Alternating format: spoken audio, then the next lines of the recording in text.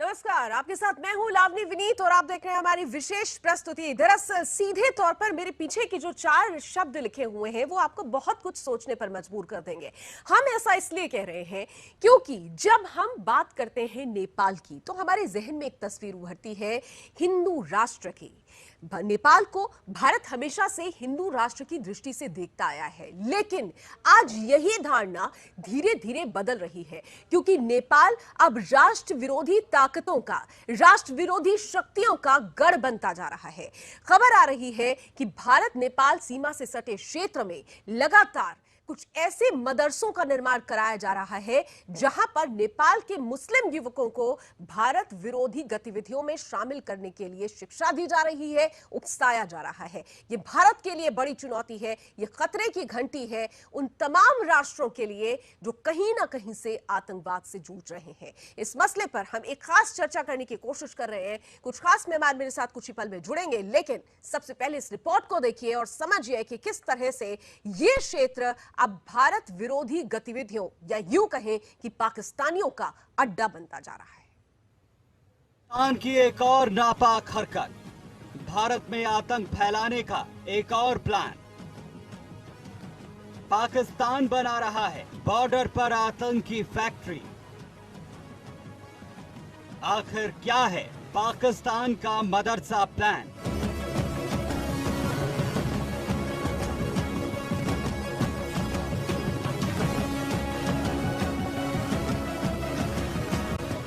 जी हां, पाकिस्तान को भले ही बार बार भारत से मुंह की खानी पड़ती हो, लेकिन भारत में आतंक फैलाने की उसकी लालसा ऐसी जिसे लेकर रोज वो नए नए प्लान बनाता रहता है। पाकिस्तान एक बार फिर ऐसी ही चाल चलता हुआ नजर आ रहा है और इसके लिए उसने एक बार फिर मदरसों और मस्जिदों को आतंक की फैक्ट्री बनाने के लिए चुना है। हालांकि इसमें कोई नई बात नहीं है कि पाकिस्तान अपने मदरसों और मस्जिदों को आतंक के गढ़ के तौर पर इस्तेमाल कर रहा, लेकिन इस बार उसने प्लान थोड़ा हटकर बनाया है। इस बार इन मदरसों में पाकिस्तान अपने युवाओं को ही नहीं बल्कि नेपाल के युवाओं को भी भारत के खिलाफ आतंक की आग में झोंकने की तैयारी में है। दुनिया जानती है पाकिस्तान अक्सर नेपाल के रास्ते भारत में अपने आतंकियों को भेजता रहा है और इसीलिए भारत नेपाल सीमा से सटे रूपडिया बॉर्डर से मात्र 6 किलोमीटर दूर खरबों की लागत से पाकिस्तान ने 2 मदरसों का निर्माण किया है। इसमें हजारों की संख्या में भारतीय सीमा से सटे नेपाली गांव के युवकों के मन में भारत विरोधी जहर तेजी से भरा जा रहा है। इतना ही नहीं, पाकिस्तान एक और कंबाइंड मस्जिद और मदरसे का निर्माण नेपालगंज के त्रिभुवन चौक के पास करोड़ों की लागत से कर रहा है। इसमें पाकिस्तान के युवाओं को आतंक की ट्रेनिंग दी जाएगी। खुफिया रिपोर्ट्स के मुताबिक पिछले 1 साल से रूपडिया बॉर्डर से सटे नेपाली गांव में पाकिस्तानियों ने डेरा डाल रखा है। हालांकि बॉर्डर पर तैनात एसएसबी काफी सतर्क है, लेकिन पाकिस्तान के इस आतंक के प्लान से भारत को और सतर्क होने की जरूरत है, जिससे पाकिस्तान की इस घटिया हरकत का ईंट का जवाब पत्थर से दिया जा सके। Bureau report, Sudarshan news.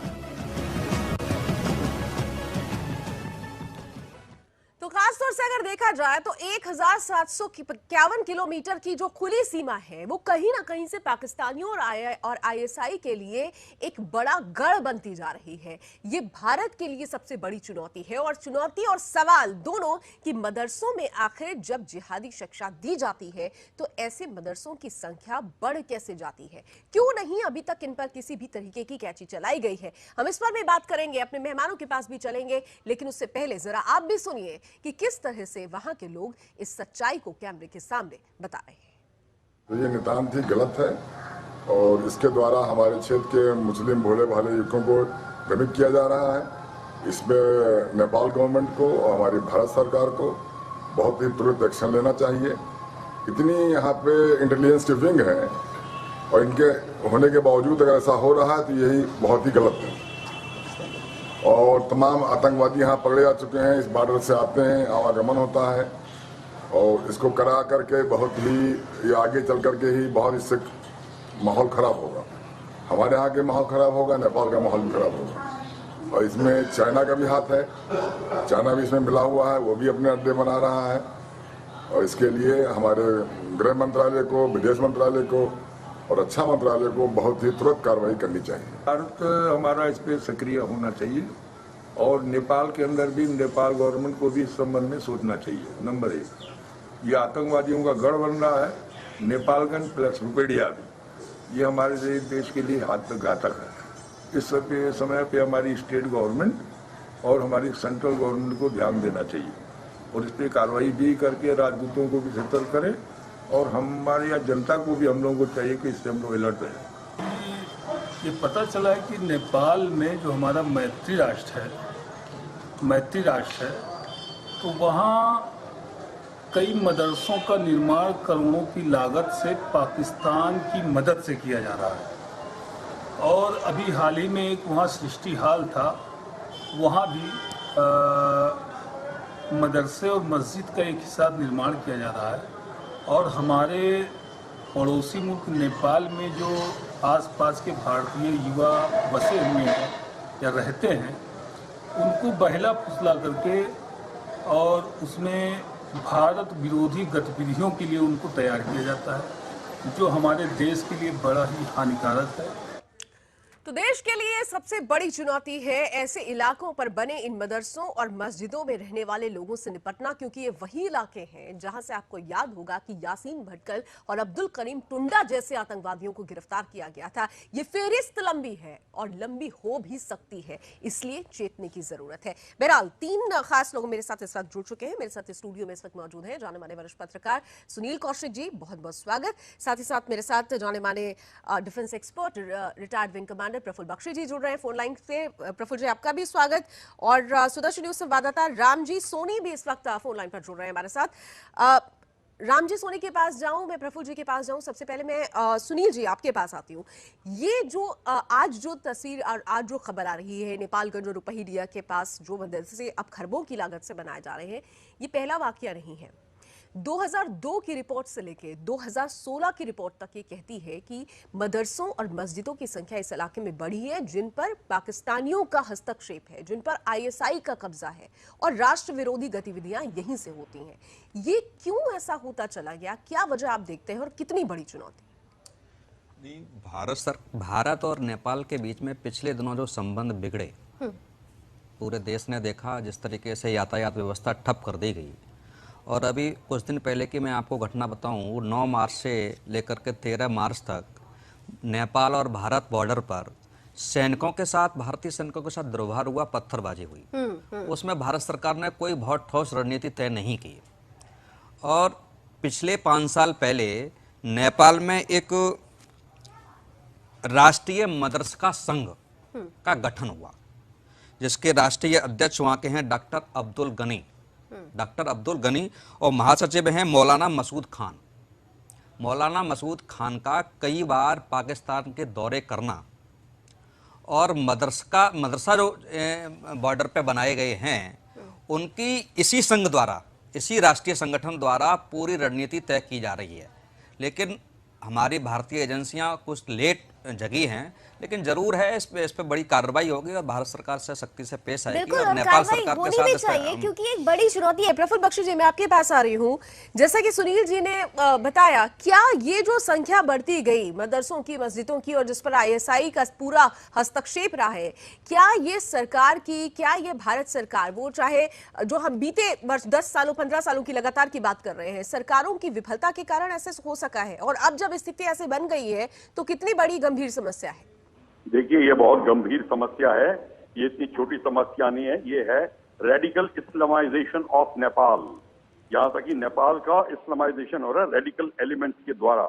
और ये मैं आपको बता दूं, 1957-58 में एक मस्जिद होता था पूरे काठमांडू में, और अब सारे के सारे भरे पड़े हैं, मदरसों से भरे पड़े हैं। पूरा और जो आप तराई का जो बॉर्डर का इलाका है, हर जगह भरा पड़ा है। सऊदी अरेबिया से और पाकिस्तान से पैसा आ रहा है। और ये उस समय 1958 में जनरल शारदानंद ने वार्न किया था इंडियन गवर्नमेंट को कि ये हो रहा है आपके नेपाल में और हमें इस पे ध्यान देना चाहिए। तो उनकी बात अनसुनी कर दी गई थी। खैर, उनकी बात अनसुनी कर दी गई, पर अब जो हो रहा है नेपाल में, जियो की स्ट्रिंग ऑफ पर्ल्स की जो तहत हिंदुस्तान को जो जकड़ा जा रहा है, वो नेपाल, पाकिस्तान और चाइना मिलकर अब कर रहे हैं। नेपाल वैसे भी उसने अपनी पॉलिसी में काफी तब्दीली लाई थी, हमारे खिलाफ भूटान को भड़काने की कोशिश की थी, और अब ये आप जो नमूना देख रहे हैं ये उसी का नमूना है।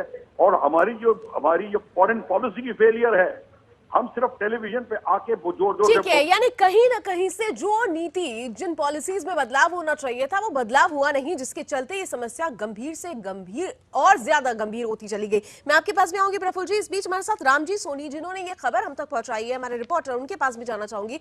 राम जी, अभी अगर मैं आपसे पूछूं तो 2 जो मस्जिद अभी बन रही है खरबों की लागत से, ये इनकी संख्या तो सिर्फ 2 है, लेकिन उस पूरे इलाके की अगर बात की जाए तो किस तरह से वो पूरा इलाका पाकिस्तानियों और ISI के कब्जे में आ चुका है, और कितने युवक होंगे, मुस्लिम युवक, जो यहाँ पर शिक्षा लेना जिन्होंने शुरू कर दिया है? लावली जी, मैं आपको बता दूं कि रुपैया बॉर्डर से सटे नेपालगंज, जैसपुर, ये पूरा गढ़ इन दिनों पाकिस्तानियों के शिकंजे में है। वहीं जैसपुर जो गांव, ये पूरा मुस्लिम बाहुल क्षेत्र है। यहाँ कम से कम इस गांव में 5 मदरसे पाकिस्तान द्वारा संचालित किए जा रहे हैं, और नेपालगंज में लगभग 6 मदरसे पाकिस्तान द्वारा संचालित किए जा रहे हैं। वहीं बांके जिले की बात अगर की जाए तो बांके जिले में 130 मदरसे पाकिस्तानी फंड द्वारा चलाए जा रहे हैं।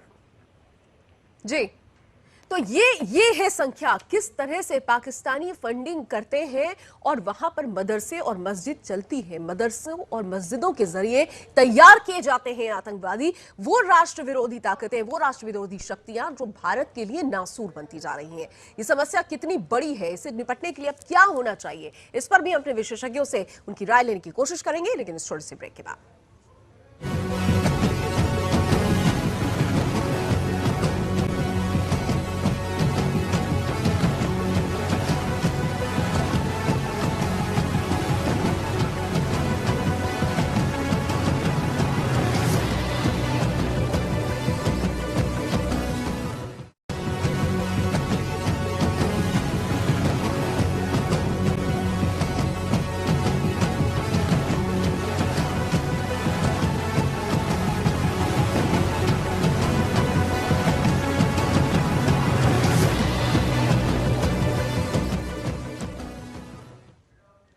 तो भारत नेपाल सीमा पर भारत विरोधी शक्तियों का जमावड़ा लगातार बढ़ता जा रहा है, और इसके लिए सीधे तौर पर पाकिस्तान और ISI जिम्मेदार है। लेकिन ये कितनी बड़ी खतरे की घंटी है भारत के लिए, आज हम इसी पर चर्चा कर रहे हैं। 2 खास मेहमान मेरे साथ लगातार बने हुए हैं, सुनील जी और प्रफुल्ल बख्शी जी। प्रफुल्ल जी, मैं आपके पास आ रही हूँ। जिस इलाके की हम लगातार बात कर रहे हैं, जो आज चुनौती के रूप में भारत के सामने है, दरअसल यहाँ ये वो इलाके हैं जहां पर कहा जाता है कि पेट्रोलिंग सबसे ज्यादा होती है। बावजूद इसके मदरसों की संख्या का बढ़ना, क्या मायने इसके निकाले जाए, क्या वजह रही है इसकी? प्रफुल्ल जी, शायद प्रफुल्ल जी तक मेरी आवाज नहीं पहुंच रही। सुनील जी, मेरा सवाल आपसे भी फिर यही होगा कि पेट्रोलिंग के बावजूद इतना ज्यादा संख्या का बढ़ जाना, जिस तरीके से राजनीतिक इच्छाएं जो दोनों देशों की थी दृढ़ संकल्प के साथ, वो जरूर कमजोर हुई हैं। नहीं, क्या आपको लगता है कि जो नेपाल का राजनीतिक संरक्षण है वो इन लोगों को मिलता रहा? नहीं, बिल्कुल मिलता रहा है, बिल्कुल नेपाल का मिल रहा है। जिस तरीके से चाइना की नजदीकियां बढ़ रही हैं और चाइना जिस तरीके से नेपाल में निवेश कर रहा है, और इस वर्ष अभी आधी वर्ष बीती है, $51 मिलियन उसने निवेश कर दिया, जो केवल भारत $18 मिलियन कर पाया है। तो और पहले नंबर पे चाइना पहुंच गया, तीसरे नंबर पे भारत पहुंच गया निवेश के मामले में। तो इस पे भारत सरकार को बहुत गंभीरता से सोचना होगा, क्योंकि वहां यह पेट्रोलियम वहां हो रही है और वहां के अधिकारियों द्वारा भी सूचना नहीं दी जा रही है, और यहाँ के जो एजेंसियां हैं वो ये पता नहीं कर पाई। कम से कम इन मदरसों को बनने में कम से कम 2 साल मेरे हिसाब से लगे होंगे, 2 से 3 साल। तब तक एजेंसियां क्या करती रही वहां पे, क्यों इन्फॉर्मेशन नहीं आई? तो क्या आपको लगता है कि जिस तरह से नेपाल के साथ हमारी नजदीकियां थी, उन नजदीकियों में जो एक दरार आई, वो एक बड़ी वजह रही, और उस दरार को ही पाटने की जरूरत है? नहीं, बिल्कुल पाटने की जरूरत है। जिस तरीके से वहां की राजनीतिक पार्टियां गंभीर आरोप लगाती रही हैं कि भारत सरकार, भारत के जो राजनीतिक दल हैं, वो वहां के सिर्फ 2 राजनीतिक दलों से वार्ता करते हैं, अन्य राजनीतिक दल हैं उनसे वार्ता कभी करते ही नहीं, मिलते ही नहीं। और यही एक वजह रहती है, यही वजह है कि उस तरीके से वहां विद्रोह है, और वो जो जिन पार्टियों को तरहीज भारत नहीं देता है वह पार्टियां भी वहां जरूर संलिप्त होगी भारत विरोध में। 2008 में जब हिंदू राष्ट्र घोषित खत्म हुआ नेपाल को, तब भारत ने बहुत डट के विरोध क्यों नहीं किया? बिल्कुल, ये भी एक बड़ा सवाल है। ठीक है, इस बीच हमारे साथ जाने माने धर्मगुरु मौलाना अतहर दहलवी जी भी जुड़ चुके हैं। अतहर साहब, बहुत बहुत स्वागत है आपका सुदर्शन न्यूज में।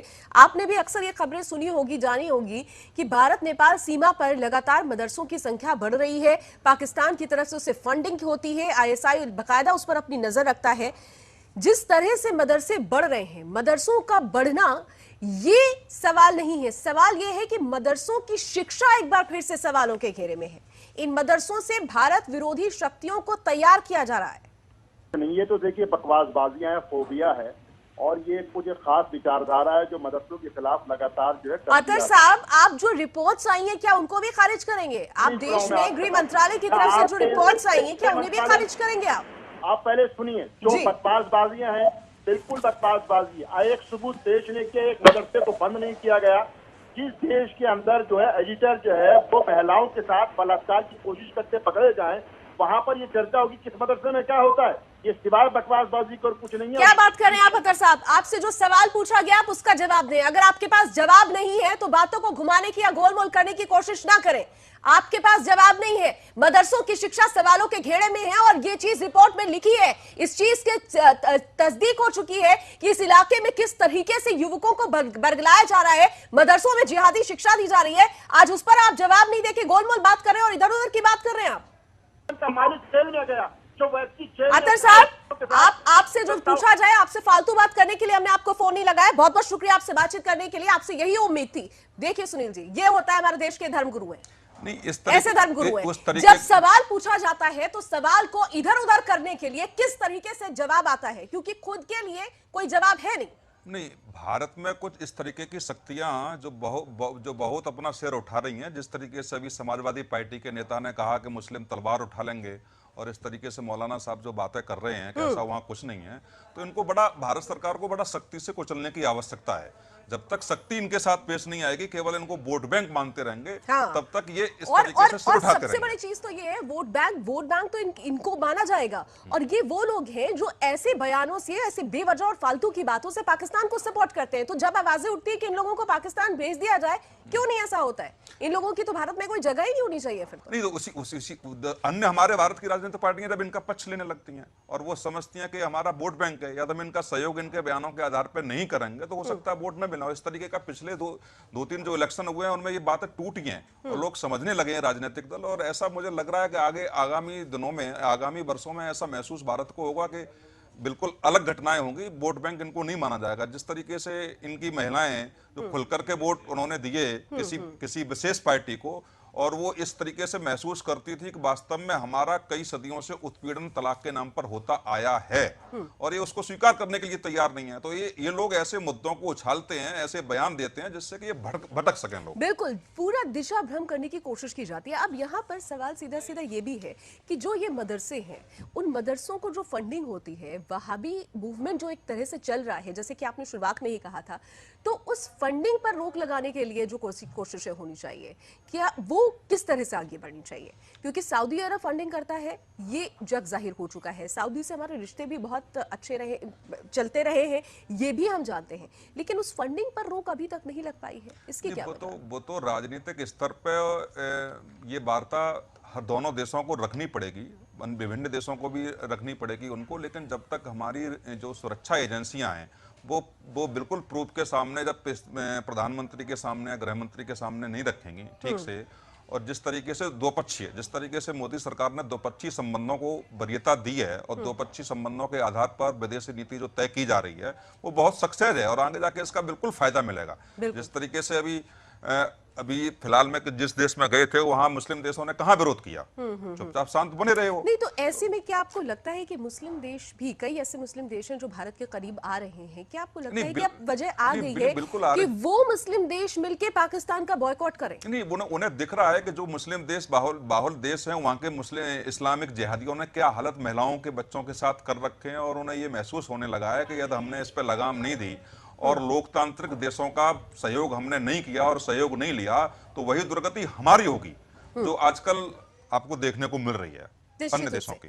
निश्चित रूप से। तो ऐसे में जो दुर्गति देखने की जब हम बात करते हैं तो सवाल ये भी उठता है कि ये वही लोग हैं, जैसे अगर हम नेपाल की बात करते हैं, नेपाल भी स्थिति को देख रहा है, समझ रहा है, बावजूद उसके नेपाल बॉर्डर पर इतनी संख्या में मदरसों का बढ़ जाना, क्या नेपाल सरकार इस बात को नहीं समझ पा रही है, या फिर सिर्फ वो निज स्वार्थ देख रही है कि चाइना की तरफ से उसको ज्यादा फंडिंग हो रही है और जो दरार आई है जिसकी बात हमने पहले भी की?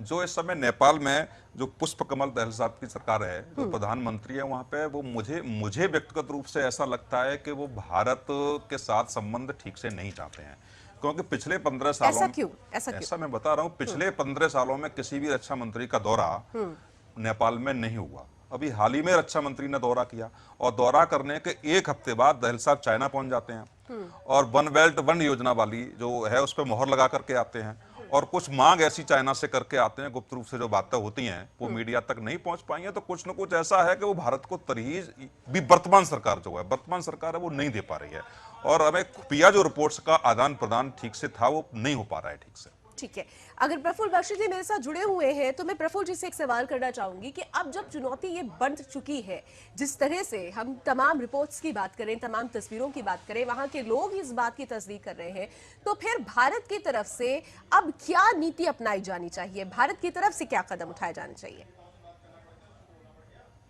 शायद प्रफुल्ल जी हमारे साथ अभी नहीं जुड़े हुए हैं। सुनील जी, भारत की तरफ से क्या कदम उठाए जाने चाहिए? नहीं, भारत के साथ मेरा सबसे पहला मानना है कि जितने भी राजनीतिक दल हैं वहाँ, उन सभी राजनीतिक दलों से वार्ता करनी चाहिए और बहुत अच्छे सौहार्द तरीके से वार्ता रखनी चाहिए, और समस्या बिल्कुल भारत की बतानी चाहिए कि जिस तरीके से एक मित्र देश, एक बड़े भाई की हैसियत से जिस तरीके से हम लोग मिलजुल के काम करते आ रहे हैं, और जिस तरीके से जो बॉर्डर है 200 किलोमीटर का जो बॉर्डर है भारत और नेपाल के बीच पे, जहां सिर्फ झाड़ियां ही झाड़ियां हैं, 4 स्टेट का वहां पर बॉर्डर लगता है, और वहां पे बिल्कुल कोई भी सिक्योरिटी नहीं है, कोई भी ऐसी व्यवस्था नहीं है जहां रोकी जा सके। उस रिमोट एरिया पर सबसे ज्यादा सिक्योरिटी सिक्योरिटी करनी पड़ेगी, क्योंकि वीजा चलता नहीं है वहां से, लोग आसानी से पाकिस्तान के माध्यम से जितने भी आतंकवादी वहां के माध्यम से आ जाते हैं। यहाँ कोई चेक करेगा तो उसका स्थान नहीं है, सामने नेपालियों का उनका वोटर कार्ड बने हुए हैं वहां पे, वो दिखाते हैं सब नेपाल से घूमने के लिए आए हैं। तो ऐसी कोई विशेष योजना नहीं है जिस तरीके से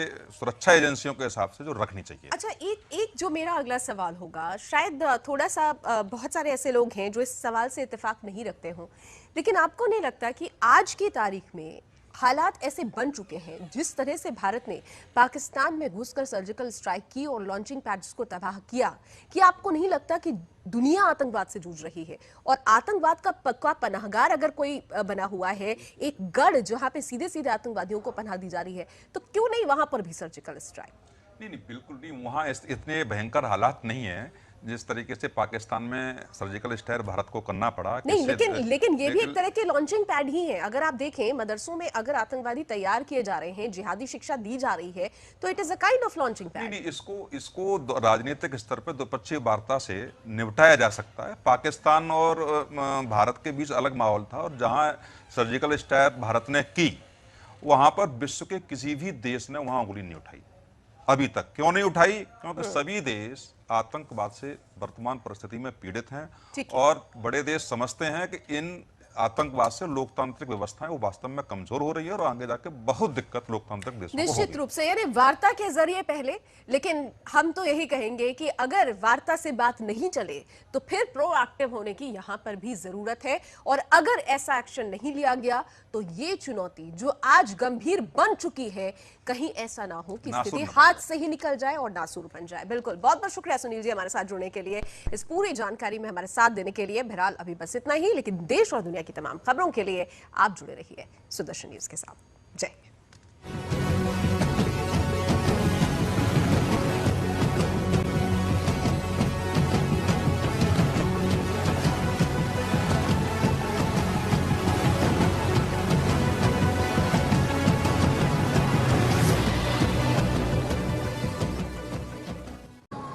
इतनी यहाँ पे इंटेलिजेंस की विंग है, और इनके होने के बावजूद अगर ऐसा हो रहा है तो यही बहुत ही गलत है। और तमाम आतंकवादी यहाँ पकड़े जा चुके हैं, इस बॉर्डर से आते हैं, आवागमन होता है, और इसको करा करके बहुत ही ये आगे चल करके ही बहुत इससे माहौल खराब होगा। हमारे यहाँ के माहौल खराब होगा, नेपाल का माहौल भी खराब होगा। और इसमें चाइना का भी हाथ है, चाइना भी इसमें मिला हुआ है, वो भी अपने अड्डे बना रहा है। और इसके लिए हमारे गृह मंत्रालय को, विदेश मंत्रालय को और रक्षा मंत्रालय को बहुत ही तुरंत कार्रवाई करनी चाहिए। भारत हमारा इस पे सक्रिय होना चाहिए और नेपाल के अंदर भी नेपाल गवर्नमेंट को भी इस संबंध में सोचना चाहिए। नंबर 1, ये आतंकवादियों का गढ़ बन रहा है, नेपालगंज प्लस रुपेडिया भी, ये हमारे देश के लिए घातक है। इस समय पे हमारी स्टेट गवर्नमेंट और हमारी सेंट्रल गवर्नमेंट को ध्यान देना चाहिए और इस पर कार्रवाई भी करके राजदूतों को भी सतर्क करें और हमारे यहाँ जनता को भी, हम लोगों को चाहिए कि इससे हम लोग अलर्ट रहें। ये पता चला है कि नेपाल में जो हमारा मैत्री राष्ट्र है, तो वहाँ कई मदरसों का निर्माण करोड़ों की लागत से पाकिस्तान की मदद से किया जा रहा है। और अभी हाल ही में एक वहाँ सृष्टि हाल था, वहाँ भी मदरसे और मस्जिद का एक हिस्सा निर्माण किया जा रहा है। और हमारे पड़ोसी मुल्क नेपाल में जो आसपास के भारतीय युवा बसे हुए हैं या रहते हैं, उनको बहला फुसला करके और उसमें भारत विरोधी गतिविधियों के लिए उनको तैयार किया जाता है, जो हमारे देश के लिए बड़ा ही हानिकारक है। तो देश के लिए सबसे बड़ी चुनौती है ऐसे इलाकों पर बने इन मदरसों और मस्जिदों में रहने वाले लोगों से निपटना, क्योंकि ये वही इलाके हैं जहां से आपको याद होगा कि यासीन भटकल और अब्दुल करीम टुंडा जैसे आतंकवादियों को गिरफ्तार किया गया था। ये फेरिस्त लंबी है और लंबी हो भी सकती है, इसलिए चेतने की जरूरत है। बहरहाल 3 खास लोग मेरे साथ इस वक्त जुड़ चुके हैं। मेरे साथ स्टूडियो में इस वक्त मौजूद हैं जाने माने वरिष्ठ पत्रकार सुनील कौशिक जी, बहुत बहुत स्वागत। साथ ही साथ मेरे साथ जाने माने defence expert, retired wing commander Praful Bakshi ji जुड़ रहे हैं फोन लाइन से। प्रफुल्ल जी, आपका भी स्वागत। और सुदर्शन न्यूज संवाददाता राम जी सोनी भी इस वक्त फोन लाइन पर जुड़ रहे हैं हमारे साथ। राम जी सोनी के पास जाऊं, मैं प्रफुल्ल जी के पास जाऊं, सबसे पहले मैं सुनील जी आपके पास आती हूं। ये जो आज जो तस्वीर और आज जो खबर आ रही है, नेपालगंज और रुपहिडिया के पास जो मदरसे अब खरबों की लागत से बनाए जा रहे हैं, ये पहला वाकया नहीं है। 2002 की रिपोर्ट से लेकर 2016 की रिपोर्ट तक ये कहती है कि मदरसों और मस्जिदों की संख्या इस इलाके में बढ़ी है, जिन पर पाकिस्तानियों का हस्तक्षेप है, जिन पर ISI का कब्जा है और राष्ट्र विरोधी गतिविधियां यहीं से होती हैं। ये क्यों ऐसा होता चला गया, क्या वजह आप देखते हैं और कितनी बड़ी चुनौती? भारत और नेपाल के का मदरसा प्लान।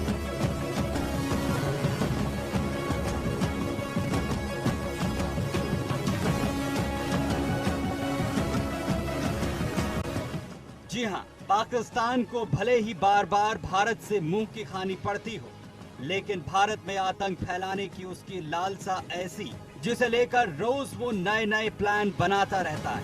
पाकिस्तान एक बार फिर ऐसी ही चाल चलता हुआ नजर आ रहा है और इसके लिए उसने एक बार फिर मदरसों और मस्जिदों को आतंक की फैक्ट्री बनाने के लिए चुना है। हालांकि इसमें कोई नई बात नहीं है कि पाकिस्तान अपने मदरसों और मस्जिदों को आतंक के गढ़ के तौर पर इस्तेमाल कर रहा है, लेकिन इस बार उसने प्लान थोड़ा हटकर बनाया है। इस बार इन मदरसों में पाकिस्तान अपने युवाओं को ही नहीं बल्कि नेपाल के युवाओं को भी भारत के खिलाफ आतंक की आग में झोंकने की तैयारी में है। दुनिया जानती है पाकिस्तान अक्सर नेपाल के रास्ते भारत में अपने आतंकियों को भेजता रहा है और इसीलिए भारत नेपाल सीमा से सटे रूपडिया बॉर्डर से मात्र 6 किलोमीटर दूर खरबों की लागत से पाकिस्तान ने 2 मदरसों का निर्माण किया है। इसमें हजारों की संख्या में भारतीय सीमा से सटे नेपाली गांव के युवकों के मन में भारत विरोधी जहर तेजी से भरा जा रहा है। इतना ही नहीं, पाकिस्तान एक और कंबाइंड मस्जिद और मदरसे का निर्माण नेपालगंज के त्रिभुवन चौक के पास करोड़ों की लागत से कर रहा है। इसमें पाकिस्तान के युवाओं को आतंक की ट्रेनिंग दी जाएगी। खुफिया रिपोर्ट्स के मुताबिक पिछले 1 साल से रूपडिया बॉर्डर से सटे नेपाली गांव में पाकिस्तानियों ने डेरा डाल रखा है। हालांकि बॉर्डर पर तैनात SSB काफी सतर्क है, लेकिन पाकिस्तान के इस आतंक के प्लान से भारत को और सतर्क होने की जरूरत है, जिससे पाकिस्तान की इस घटिया हरकत का ईंट का जवाब पत्थर से दिया जा सके। Bureau report, Sudarshan news.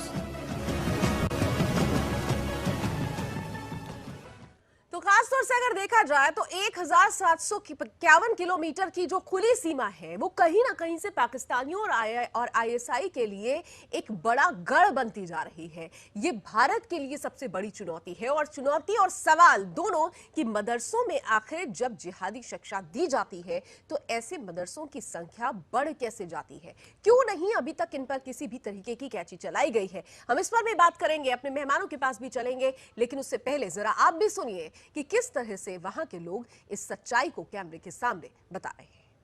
तो ये नितांत ही गलत है और इसके द्वारा हमारे क्षेत्र के मुस्लिम भोले भाले युवकों को भ्रमित किया जा रहा है। इसमें नेपाल गवर्नमेंट को और हमारी भारत सरकार को बहुत ही तुरंत एक्शन लेना चाहिए।